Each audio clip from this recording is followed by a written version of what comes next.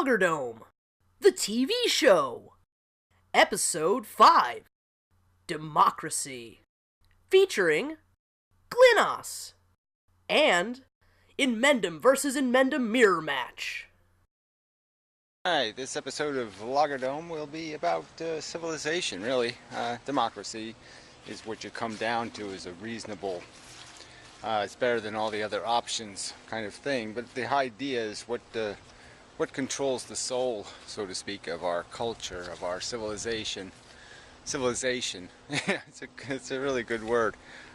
People don't really appreciate it, but that's what you're really talking about. You're trying to do more than just manage the day-to-day conflicts that come up because people, your neighbor makes too much noise, and you have to have some sort of law to prevent your neighbor from trespassing on your peace. So yeah, that's a big part of politics and democracy and law and policy. But another bigger part, I think, another big part would be whether you're going to do anything ambitious, whether you're going to accomplish anything in terms of science and progress. And those investments, some people would say, well, if you want to land on the moon, just let the people who want to land on the moon or want us to pay for it.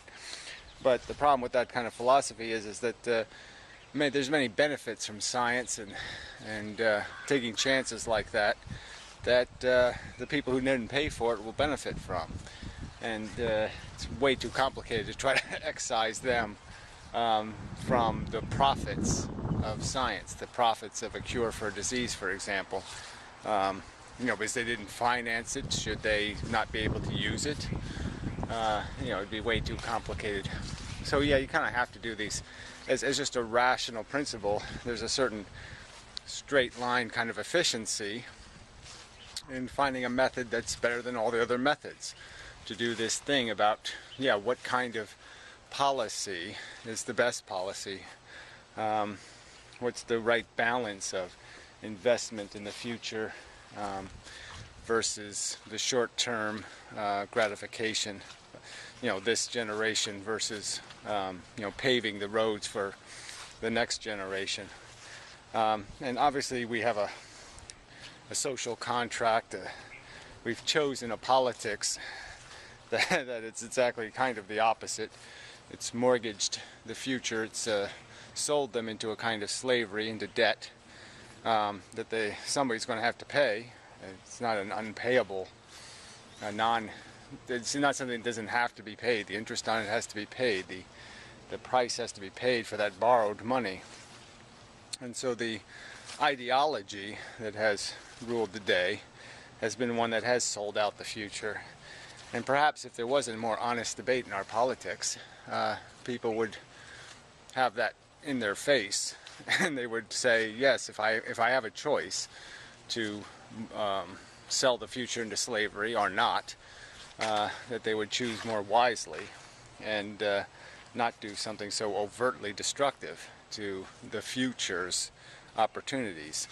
But anyway, that's a more refined argument. So the extremes are this kind of anarchy thing, which just isn't possible. So we know we can't really, leave it up to individuals to resolve their own conflicts. That you do have to have some sort of governance.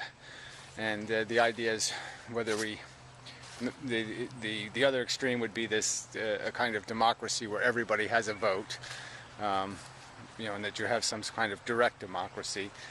The flaw in that is that most people aren't going to be smart enough policy-wise. They're not going to know enough about nuclear power, or they're not going to know enough about genetic research or some other subject to be able to rationally vote on policy, law.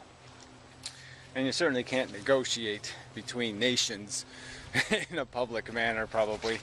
That probably would get quite ugly and messy, and so you have to have some sort of covert deal making in some circumstances where every detail can't be made public. But overall, I guess I would argue from a personal level that I'm more comfortable with the idea of a direct democracy than I have been in the past, just because our politics has gotten so corrupt Every politician is just I mean, they walk in liars. They walk in without any credibility or integrity, and they certainly leave the job with less than what they started with, which makes them pretty much profound criminals. So yeah, versus that, I would accept the, the people voting for lower taxes and higher spending, which would likely be the result of public referendums on policy, is that the public would likely vote for things that were impossible to get or to have or to implement, and so there would be sloppiness in that kind of a relationship. I think the rational alternative is just to have some sort of kind of representative democracy, but have one that's actually representative. The current democracy we have just represents two groups of special interest, the Democrats and the Republicans, two parties made up of special interests, minority interests, who collectively extort, essentially policy to suit them. And for the Republicans, it's the rich and the religious, and for the Democrats, it's the lazy, the idealistic, and the silly. But yeah, it's just groups of minorities who cheat their way into power by making it impossible for any party to vote against them. It's like the teachers' union carries enough influence where neither party can afford to offend. So they won't offend because they can't afford to lose the 2 or 3 million votes that could decide a presidential election. And even though presidents don't really have the power, the real power is in the Congress and the Senate. It's in the legislative bodies, and those are the bodies that can be representative, where we can all be represented rather than have our representation defined by some sort of regional identity. I'm not an ideological individual. I am apparently the property of a town, a county, and a state. And they'll tell me who I am based on where I live. And I'm laughing at it because this is a silly way to represent people's ideology, is based on their geography. There should be ideological districts, not geographic districts. The map of the moral territory, so to speak, or the rational territory or the political territory, has to be mapped based on what we believe, not based on where we live. And it's this they've used this archaic system, developed at a time when it took half a day to travel 20 miles, and they're using this archaic geographic system that 250 years ago we did live geographically. We lived in ideological regions. Whole towns, whole states even, were dominated by a particular religion or point of view. Well, we're not geographically ideological anymore for most humans. Maybe the Mormons is an exception, and a few other exceptions, but very few. Most of us are spread out all over the place ideologically, and those numbers are not represented in the current system we have to represent people. There's minorities numbering in the tens of millions in terms of points of view who will never have a voice in Congress or the Senate because they are a minority in every state they exist in. And so they will remain powerless and voiceless because we have a democracy that seems oriented only to represent geographic interest. Pork barrel. Some sort of game we play where each state figures out a way to steal more money out of the other states and get more welfare for their state. Just silly games we play, like we win by stealing Connecticut's money. What logic is it in stealing from other states in our own union? There's no logic in it at all. And that's the system we have been stuck with because of a tradition, and because people are afraid to boldly go, into the future and create a system that is more representative. It's better. It's an old outhouse of a democracy, and it needs to be moderned up. We need to put running water in it and clean fixtures and make it sanitary, clean it of all the rubbish and the pork and the cheating and the thieving and the lying and the deception. And we can do that really simple, with a little bit of application of computer technology, the application of instant runoff voting, which gets rid of the spoiler effect in the necessarily all or nothing races for executive, for president or governor. Only one person can be the winner. And in those kinds of elections, sometimes what destroys the election is the running of a third or fourth candidate who steals votes from one side more than the other, and creates what's called a spoiler effect, or an unevenness in the distribution of the opinion that's being taken between the two viable candidates. And so they just end up getting somebody who didn't get the votes, giving them the job, which is overtly wrong. And so by applying instant runoff voting, which is basically an idea where you would have a first and second or third choice, and that if your first choice candidate is not viable, can't win, then your vote would go to your second choice, and that would eliminate the spoiler effect. And if you take that and combine it with opening up legislative elections to non-geographic districts, and basically just say there's 100 seats, and those 100 seats will be held by people who get a sufficient number of votes to hold the seat, and use the same kind of system of instant runoff voting. So you could vote for 10 candidates, have them ranked, and your vote will go to the candidate, the highest one on your list, you have a system for taking care of the fact that some candidates will get more votes than they need, and those votes will go to the second choice, and the end result is you can do this all with a computer program to resolve it, but in the end everybody gets a representative. Nobody loses a congressional election, and that's a more honest democracy. It would be a democracy that's certainly going to put some outlandishly let's say excessive candidates into the Congress, but those excesses will be representing real people. You'll have truthers and racists and tree huggers of all kind in the Congress, but there's a truth. That's who we are, and those people deserve their voice. They deserve a seat at the table and a chance to argue and articulate their point of view, and only a cheater would think it should be any other way. Only somebody afraid of a fair fight would be afraid of a racist or a tree hugger or any other extremist point of view. They should be able to win the argument. They should be able to keep the majority of people from buying into that nonsense, their nonsense. So what are they afraid of? Well, they are afraid of the fair fight.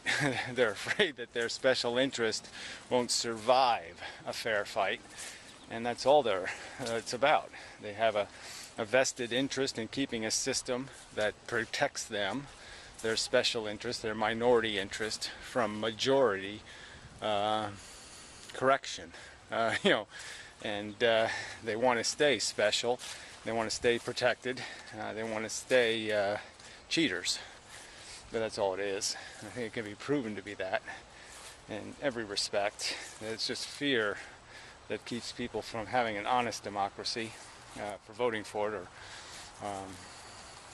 understanding the need for it, is that people do see their advantage. They see that they're taking advantage of the system the way it is, and that's why they want to keep it the way it is. And people really shouldn't be afraid of a fair fight. I'm just saying, if you have some integrity, you shouldn't be. So anyway, the point is, you implement a little bit of computer technology, and you can create a system where nobody loses a congressional election, where everybody has somebody in the Congress talking their talk, defending their ideals, arguing their argument. And you have a game where people want to participate again. You'll have more people involved in politics, and you'll have a more real conversation taking place in the Congress and the Senate. Instead of this fake political, my good friend from Nevada kind of nonsense where, no, maybe we should be calling each other a little bit of an asshole now and then, and certainly be arguing with a little more honesty and passion for what we think, why we think the human race should do this or the human race should do that, why our culture should move in a direction. Yeah.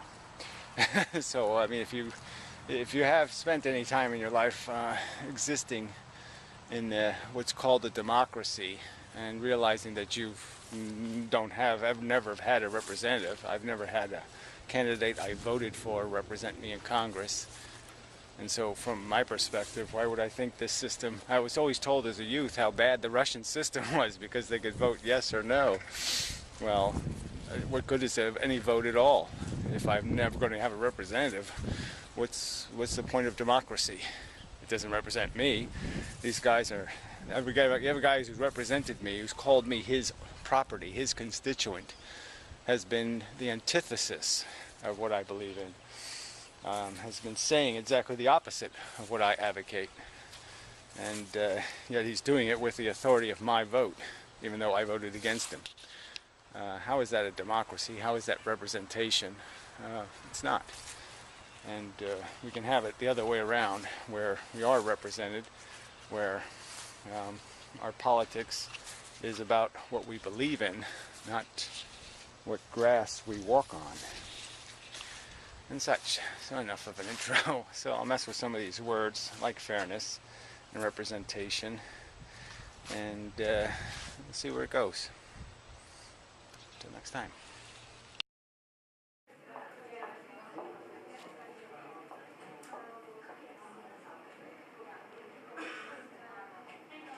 Hey. Hey, buddy.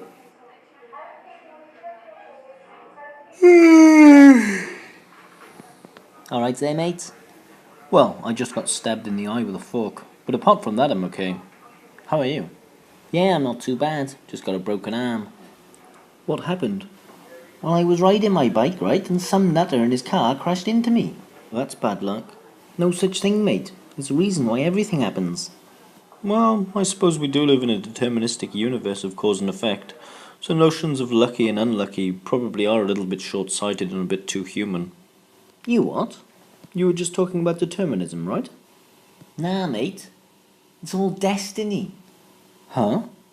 I reckon, right, that the universe has got a plan for all of us. Oh, no. Yeah, and this broken arm was put here to test my patience. So were you put here to test my patience? Glenhouse James, please! That's me. See you later, fuckface.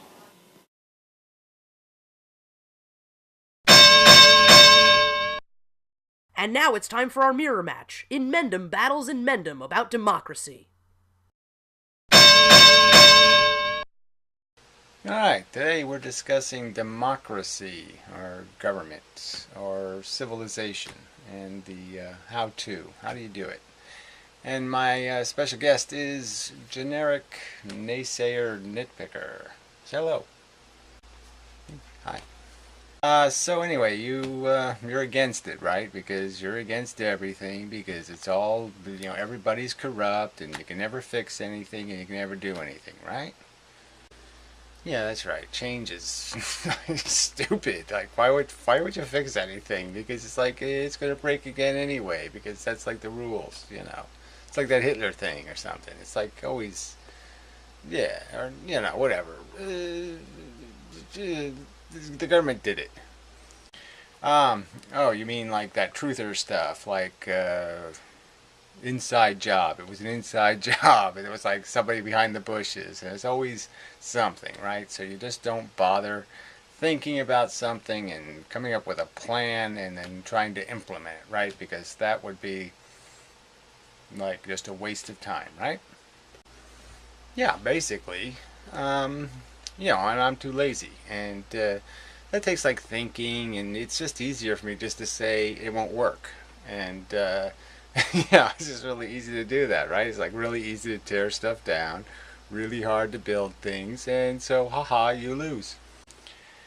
Yeah, you're right. Probably will lose. That's right. I've been spending a lot of time talking about this. But so you don't think it'd be a good idea to have a change in our democracy? It was invented over 250 years ago. It's basically an outhouse, and we could have like a modern bathroom. We could have running water and warm air to dry our hands and all kinds of stuff like that instead of a crude, smelly, dirty, worm-eaten democracy, a literal stagecoach democracy. I mean, they were actually driving around in stagecoaches. You know, I mean, it's that old. You don't think we could just work on it a little bit? Yeah, okay. You can, but that sort of sounds like it makes sense. Like, okay, yeah, things should be modern, but it's one of those things that who cares because it's not personal enough for people, and so unless you make it personal, they don't care. Yeah, well, I get that part. I mean, it's just that everybody sort of should be vested interest in civilization. Their society, especially people who have kids and all this stuff and profess to care about them. We have government that has borrowed their livelihood, their work. They've borrowed on the future's work. Essentially, they enslave the future. Lots of things like that. You think they'd care about these policies that are going to affect their kids and how the future is going to function, and it seems that's a personal interest. Yeah, but I mean personal like cupcakes and Kool-Aid and stuff, and I don't know, gestures and things. Democracy is just not a fun subject. It just doesn't have any. It's not a good movie. Yeah, well, many documentaries are, are serious subjects might not be a good movie, but doesn't mean that it isn't worth doing something about it and saying something about it and defending it and saying, look, we can fix this. We got a couple of simple problems: two-party system, special interest. It really has to annoy you that a bunch of liars and hypocrites and duplicitous crooks are running our government, and that we all, like everybody, would want to vote for somebody who at least didn't lie to them. I mean, we don't mind if they lie to those people or lie to them, but we don't want them lying to us. And we basically are electing people who lie to the people who are voting for them. I mean, it's really, really, really bad. Yeah, but, what are you going to do about it? What's your big plan? Well, the big plan is that you implement instant runoff voting, which gives people pretty much the power to break the two-party system ultimately, and to have a bunch of third-party candidates who will be more honest and will do what they say they're going to do and all that kind of stuff. It just makes those candidates viable, where now they have a huge disadvantage. Even if you're a great third-party candidate, a lot of people won't vote for you because they know voting for you means they just voted for the other guy. Because if you can't win and they vote for you, then they threw their vote away, and that means people like George W. Bush get elected, or whatever, the young Bush. Well, he isn't that young. Anyway, he's just younger than that really old one. But anyway, yeah. It all sounds fine and good, but it's too complicated and too dangerous, and change is dangerous. Yeah, right. Like I haven't heard that before. Yeah, there's some risk that you have to give up some of your special interest perks, and that your cheats. You won't be able to cheat anymore. You might have a fair democracy, and that's sort of what everybody should. Again, everybody should be able to put up their hand and say, I want a fair civilization. I don't want a cheat. I want to earn it. Yeah, but people don't like earning. Earning things is, usually it means you have to go to work and you do stuff and you have to be honest, and that's it's much easier just to cheat your way through because everybody's kind of selfish, and that's sort of the way it works. Yeah, well, I'm not gonna I'm not gonna say that's the way it should work. So yeah, no, we can do better than that. I think if everybody looks inside themselves, they're gonna say they want better than that. They want to earn it. They want a fair fight. They want to win a fair fight. Yeah, they want. That's not asking too much. And instant runoff voting is a way of making the fight fairer. Yeah, all right, whatever. So what else? What else you got? You must have something more than that. Yeah. The other problem with a democracy, besides the two-party control that the instant runoff voting helps break, is this geographic thing. We vote geographically because in the old days you didn't have a choice. Didn't have computers, didn't have telephones, didn't have any kind of electronics whatsoever. So you really couldn't do anything sophisticated. You just had people put their X on a piece of paper and put it in a box, and it was a lousy system.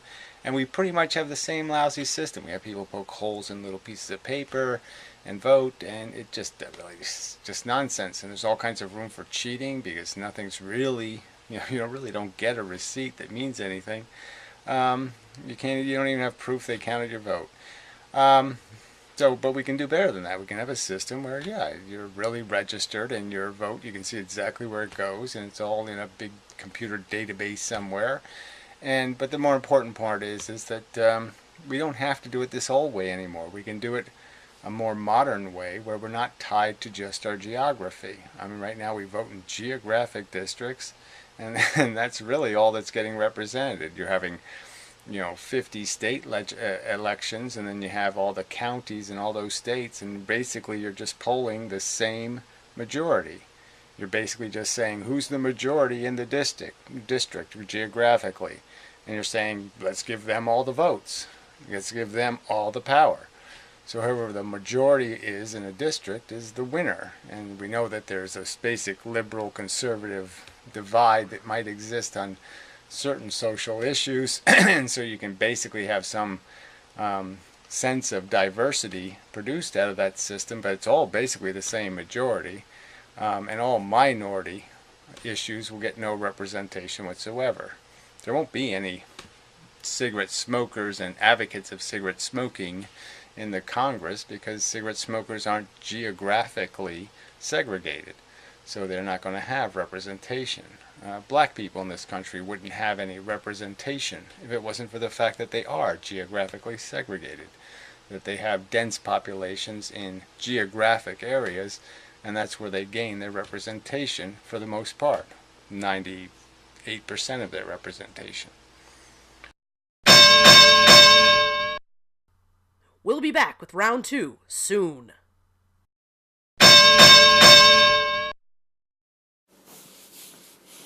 Okay, that should do it. Now you should make sure you take the eye drops 3 times a day and change your bandage daily. Okay, Doc. So it's not serious then? Serious? By God, no. Compared to some of the things I've seen, it's just a scratch on the knee. Oh yeah? What sort of things have you seen then? Amputated legs, decapitations, twisted, broken and shattered bones, victims of murder, people burnt to death. You name it, I've seen it. Jesus, that's terrible. You must really loathe life sometimes. What? Of course not, boy. What do you mean? How can you not? Well, it actually makes me appreciate life more. What? Yeah. Having seen such levels of human suffering, it makes me appreciate what I have. You mean that other people's suffering makes you happy? It's like this. If I have a problem, I think to myself, well, at least I haven't been raped and brutally beaten by 15 men like that 13-year-old girl that was here last week. But that's just fucking sick. Surely that should make you more aware of how brutal and unfair life can be. Well, as long as it doesn't happen to me, that's the most important thing in life. But why is your life more valuable than anyone else's? Well, it's not. But it is to me. But if you're going to evaluate life as a whole, you have to take the experience of the unfortunate into consideration too, no? No. My life is fine. I'm healthy, I have money, I have... But I asked you about life in general, not your life personally. Yeah. Life in general is great because I'm healthy, I have money, and I have... Oh, fuck you. Linos, I think being stabbed in the eye has traumatized you. You seem to have a negative view of life.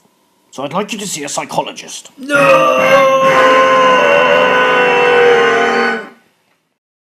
Alright, so it's me again. Yeah, surprise. Anyway, okay, so democracy, another way of saying it, another way to put it. That we don't have a representative democracy in the sense that we're only representing people's geography, essentially. The same majority, as I said, gets to always win. They always get to, there's certain things, there's sacred cows that can't be touched because neither party can afford to offend the majority of people. And so many minority opinions will never gain any respect in the legislative bodies. So essentially, many special interests, minority interests, can hide behind that shield, like the teachers union or government employees or the military or cops, or a lot of things where there wouldn't be as broad a support as there is, in the sense that it wouldn't be as decisive. Like 90% of the Congress will reflect a certain opinion that only 60% of the people in the whole country actually respect. So things that have only a 60% majority end up having a supermajority in Congress because of this idea of asking the same majority in every district what their opinion is, and giving them essentially a veto of anybody who says anything out of line. Democrats have to toe a certain line, Republicans have to toe a certain line, and both of them can't afford to offend certain special interests and expect to get elected. It says that they have to be baby kissers, essentially. There might be 1/3 of the population might hate baby kissing, but they're not going to gain any traction, as their opinion will never be heard or never mentioned or never seen, because in every political district the majority of people are going to be baby kissing likers, and they're going to say you can't get elected unless you're unless you're nice to the babies, kind of a thing. Not suggesting that babies deserve any bad treatment. I'm just suggesting that there's a certain simplicity, a certain kind of idiocracy of the common people that keeps basically saying, keep your intellectual ideas out of the Congress, keep your skepticism out of the Congress, keep your criticism out of the Congress, keep any of your not pop culture ideas out of this melting pot politically. And that's basically the insidious and destructive, corrosive effect of having democracy by geographic district. So if you think about it for a while, you can kind of understand that representation isn't going to be about where you live. It's going to be about what you think. And the Congress has got to reflect ideological districts, not geographic districts, if it's going to have any hope of representing people. These people aren't where they live. They're what they believe and what they think. And that's what our democracy should strive to do, is represent people's beliefs, not basically close out anyone who has a minority opinion, even though that minority opinion might number in tens of millions of people, 10 or 20% of the population, 30%. Very large minorities, populations are excluded from the political system because of the way we're doing it geographically. And people, fair-minded people, people who kind of understand that's probably why so many people don't vote, is because they don't see what they believe in on the ballot. They don't see somebody talking the kind of talk they want to hear from either party, and so they have no reason to vote because they don't see a dime's worth of difference. They just hear a bunch of lying, baby-kissing mumbo-jumbo, and they don't hear anything about changing anything or really fixing anything, doing anything, or at least arguing in defense of something.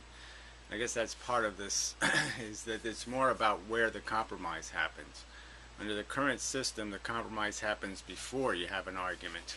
Essentially, you're compromised by given two lousy choices, rotten and stinking rotten, and Democrat and Republican, and that's it. You're compromised.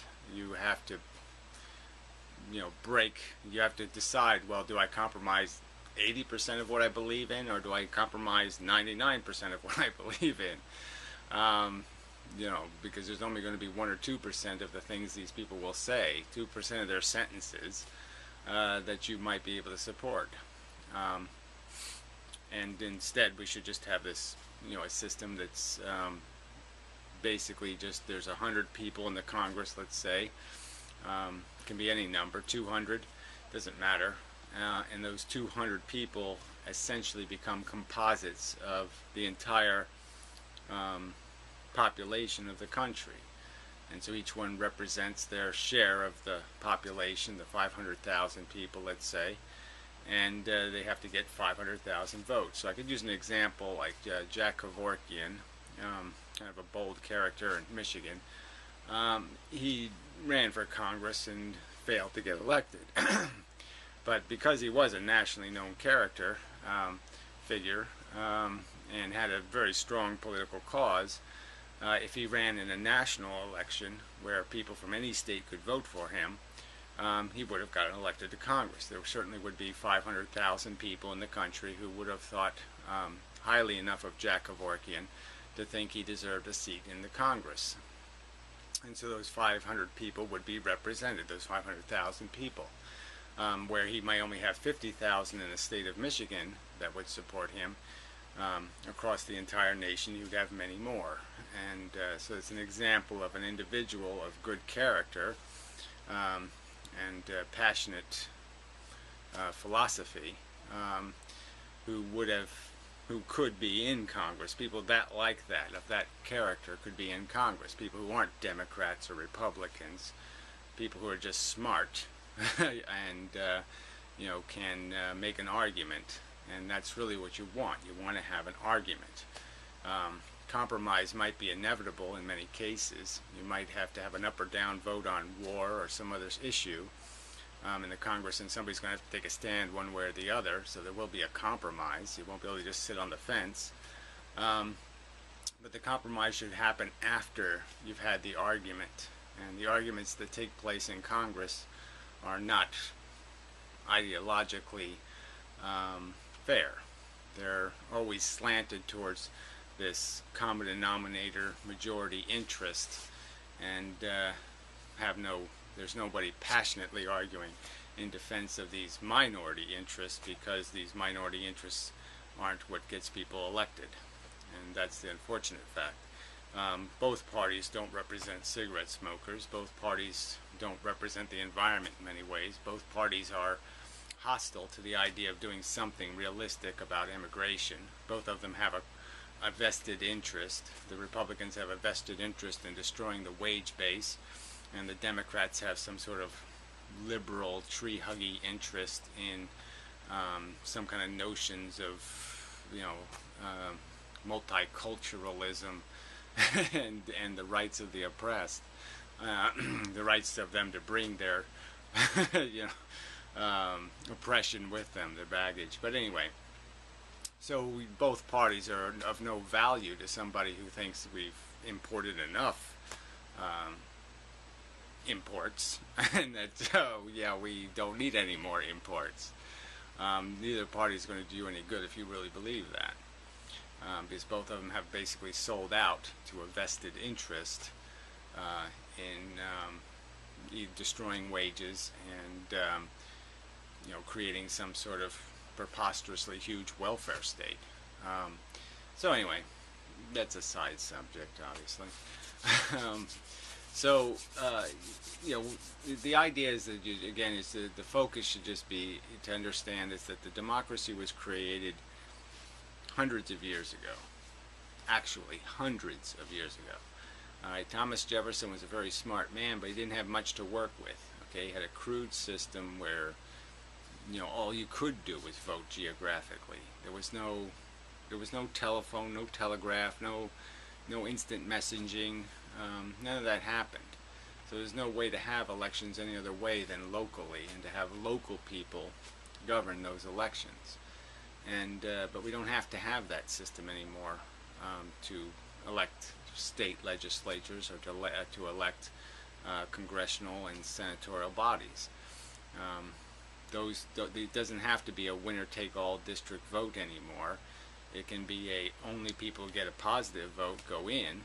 It can be everybody wins election. We can't all win the presidential election. It's a yes or no thing. It's got to be one guy, blah, blah, blah. But we can all win congressional elections. We can all have a guy who represents us, somebody we voted for, not somebody we voted against. And it's a key improvement. If you want to have a civilization, if you want people to have people to have an incentive to vote, to care about politics again, to care about their country and their culture, if you want people to be accountable and to feel the pressure of putting people in Congress that they're going to be responsible for. They're not going to have the out of saying, I didn't have a choice anymore. So if they elect a jerk, they're going to be responsible for what damage that jerk does. That's the world we can have. We can have a world where we are honest and have a real debate about real subjects that people really care about, instead of having this compromised, just vacuous, silly, redundant, ineffectual, both argument and policy that currently comes out of the Congress and the Senate. They constantly backslide. Their hypocrisy is grotesque. They reform and fix nothing. And if they ever do accidentally fix something, they break it again. As soon as the special interest yells loud enough in their ear. So yeah, we can have a much better democracy, and it just takes really simple fix. And it's a fix that will make you feel much more connected to your country and its governance. And again, just the idea of having somebody actually making an argument you understand and you can respect in the Congress, I think will make you feel better about your country, about being part of the system. Even if you lose in terms of the ultimate policy and you get outvoted, you'll at least feel like you had that fair argument, a fair chance to persuade. And we can't ask for much more than that. And it should be the minimum we demand, is at least the opportunity to make the argument, the opportunity to have our fair seat at the table of power, and to have our guy make our argument sincerely and competently, instead of having some lying fraud political hack lie. Yes, that's all they do. I think we already have a Congress that was obligated to take polygraph tests and do all kinds of things to demonstrate their integrity if we had such a system. Because, yeah, I would certainly vote for a guy who said, yeah, I'll take a polygraph every 6 months and I'll pass it. And what I'll say is I didn't violate anyone's constitutional rights. I didn't molest anybody, I didn't steal from anybody, and I didn't lie to the people who voted for me. And we can have candidates that have at least enough balls to put it on the line, to take the minimum stand of an imperfect test, to demonstrate that they are not afraid to be tested on the veracity and their honesty. And I think you'd find that all the politicians exist now are horribly dishonest. They see the corruption, they see the thievery, they see it every day, they know about it, and they don't do anything to fix it, because they're all in on it. They're all taking a cut. And we can have honest men in Congress. I'm certainly going to vote for an honest man. Are you? If I had the chance. I can certainly tell the honest from the dishonest. I can certainly tell that every Democrat is a dishonest weasel, and I can certainly tell that every Republican is a greedy, selfish bastard. I can see that with my eyes. And so I know not to vote for either one of those cruddy sacks of crap. So anyway, that's probably enough. So this wasn't exactly the Vloggerdome we intended, so I'll throw that in. But, you know, we'll do better next time, or the time after that. But anyway, eventually we'll get there. So yeah, I could do details. I could show you how the computer would work. I could show you the algorithms. I could show you all that stuff. But really, is there any point? I mean, you either understand that it's an archaic democracy that needs improvement, or you don't. I mean, you know, you either want to go to the moon or you don't. There's no point in me explaining to you how, you know, you can save fuel by orbiting the moon, and then you blah, blah, blah. There's no point in me explaining the details of it, right? The only thing I'm saying to you is it's easily done, and we'll have a better democracy. We'll have an honest democracy, and you either want that or you don't.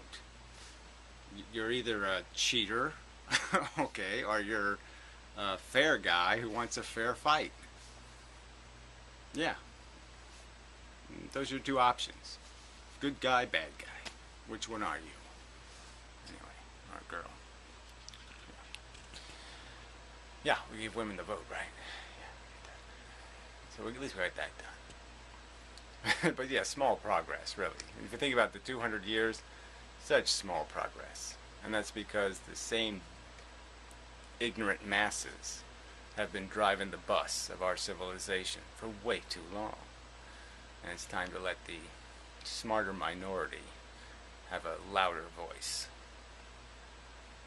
Yeah, let's have Einstein in Congress. Yeah, good idea. Even a dead Einstein is better than the crap now. If we dug up Einstein, that would make a better politician than the crap that's in there now. Till next time.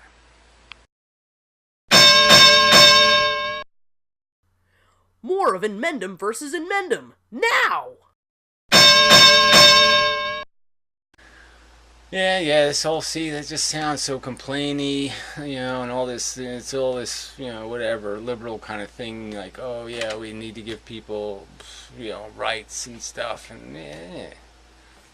Yeah, that wasn't much of an argument. Can't do better than that. Yeah, you need to give people rights. That's right. People's beliefs and their ideology is what should be represented by our government.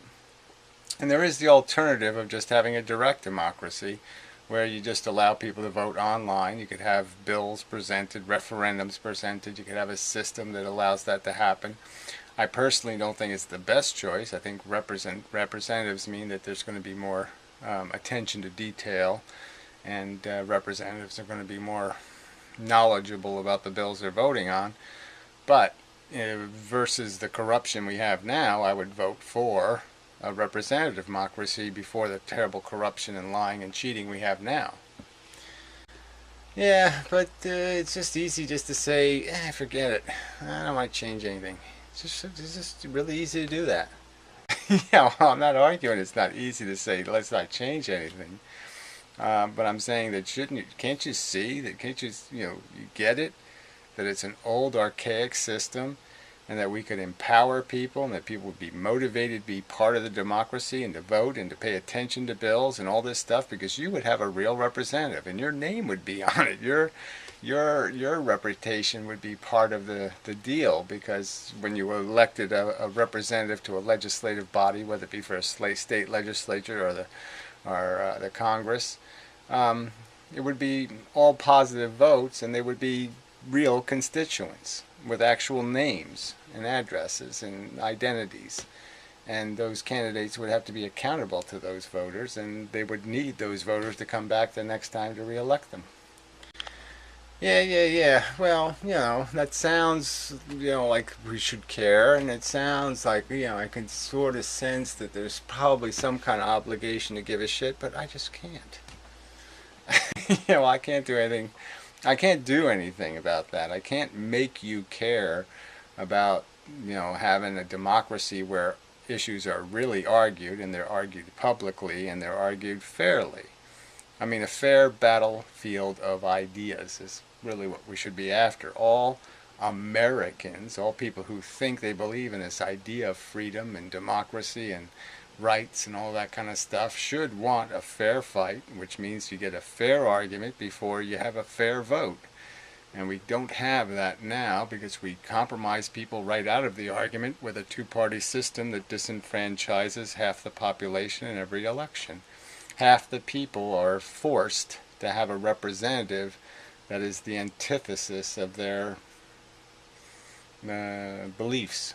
I mean, why should somebody be able to call themselves my representative when I hate their guts? Well, if you're going to ask me why questions, this is really not going to go too far, but I don't really feel like answering a why question. Why? Because that's the way it is. Well, the whole argument is it shouldn't be that way.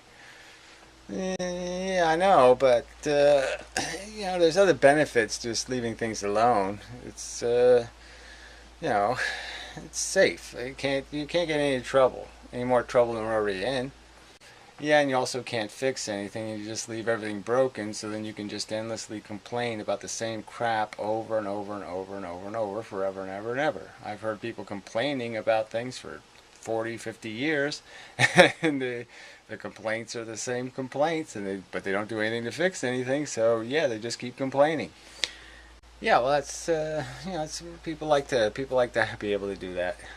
So they like to just blame everything on corruption or something, and then they don't have to take any responsibility, and they can just say, I didn't do it, that guy did it.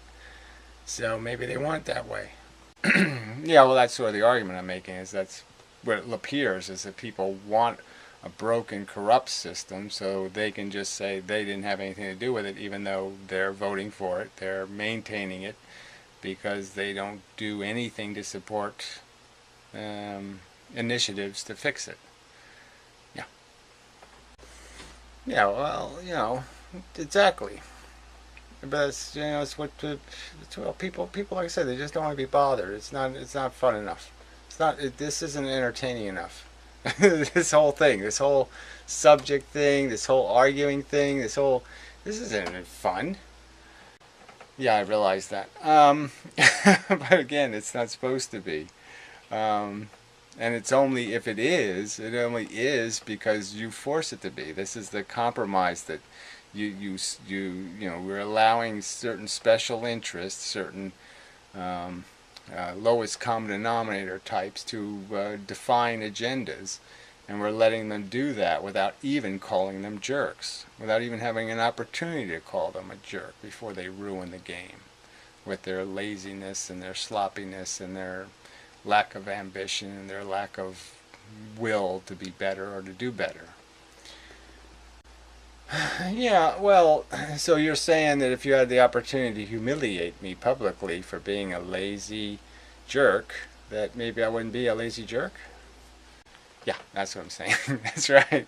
That's right. And that's the same thing with policy. Really dumb policy and stupid ideas and bigotry and racism and all kinds of negative things that exist out there in all kinds of subtle and not so subtle ways should be argued in public, and it should be argued aggressively and passionately by people who actually care, not a bunch of hypocrites.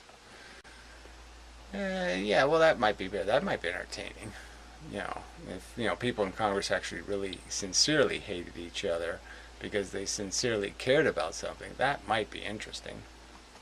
Yeah, I think you would like it. So as much as you're a naysayer and a nitpicker and a useless jerk, I think you would find it a much more engaging system if you opened it up and allowed there to be an ideological representation in our democracy. Represent us for who we are, not where we live, and allow us the liberty to have our actual votes counted, in the sense of allow us to vote for candidates based on their merit, not on their viability. Yeah, perceived viability too, right? That's the funny thing about a spoiler, right? Is that it's just a perception, right? If people could actually believe they could win, then they could win, but they can't win because people can't believe they can win. So, yeah, we really do ruin it for you, don't we? Yeah, you do. So anyway, we can do better than that. That's the point. And so we should fix the system with two easy policies that basically allow you to have a ranked voting system and to vote for candidates outside of districts to be your representative, to have to get rid of the winner-take-all elections for legislative bodies and just represent people based on their ideology, and it'd be all affirmative votes that get them in, so they can't steal somebody else's votes. They can't steal the votes of a district. They have to actually earn the votes of people. And instant runoff voting, and we can get rid of this two-party hold on power and have a better civilization. Yeah, that's probably enough. You don't have anything else to say, right? Yeah, no, just vote for nothing, do nothing, be nothing, think nothing. Yeah, I'm for that. Yeah, I know, you're a jerk, an idiot, and a moron, and a menace. And that's the real thing, right? You're just a menace. All these people who just keep saying things like power corrupts absolutely, or there's no honest men, or there's no all these cliches just get in our way. It can be better, we can make it better, and all you have to do is say, yeah, I'm for that, instead of saying, instead of nitpicking and naysaying. So anyway, that should do it. Until next time, and such.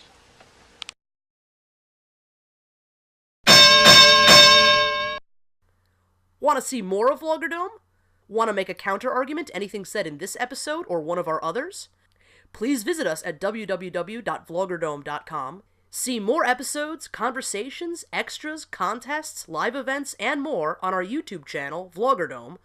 Check us out on Facebook, Twitter, and come chat with us on the Video Soap forums, where you can make text arguments that might even end up on the show. We hope to hear from you.